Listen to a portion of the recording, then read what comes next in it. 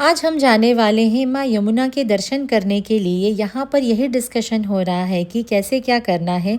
जब भगवान का बुलावा आ ही गया है तो जो होगा देखा जाएगा।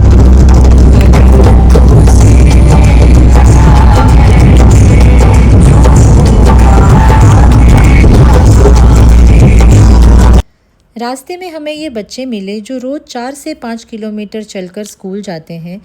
कभी कोई लिफ्ट मिलती है तो कभी कोई लिफ्ट नहीं मिलती है। फाइनली प्रकृति के नज़ारों का मज़ा लेते हुए हम पहुँचे जानकी चट्टी। यहाँ से यमुनोत्री धाम की ट्रैकिंग स्टार्ट होती है।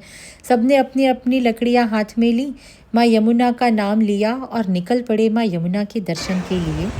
यमुना भैया की पहाड़ों में अलग अलग तरह की बहुत सारी जड़ी बूटियाँ पाई जाती हैं जो कभी देखने को भी नहीं मिलती। सच्चा नाम महादेव निकालो रुद्राक्ष।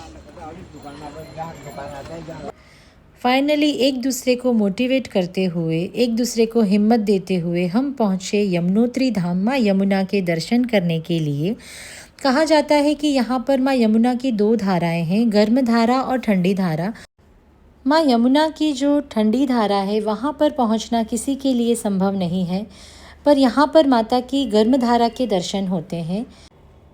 यहाँ पर वह कुंड भी है जहाँ पर कौरवों के वध के बाद माता द्रौपदी ने अपने बाल धोए थे। यहाँ सूर्य कुंड भी है जहाँ आप कच्चे चावल डालते हैं तो चावल पक जाते हैं।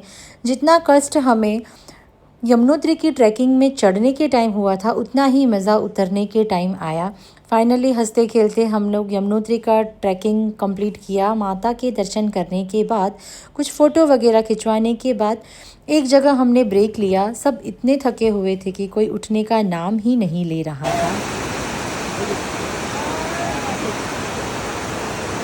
हमारे लिए भी यह कोई चमत्कार से कम नहीं था कि 20 किलोमीटर की ट्रैकिंग बच्चों को साथ में लेकर हमने कंप्लीट की और माँ यमुना के दर्शन किए।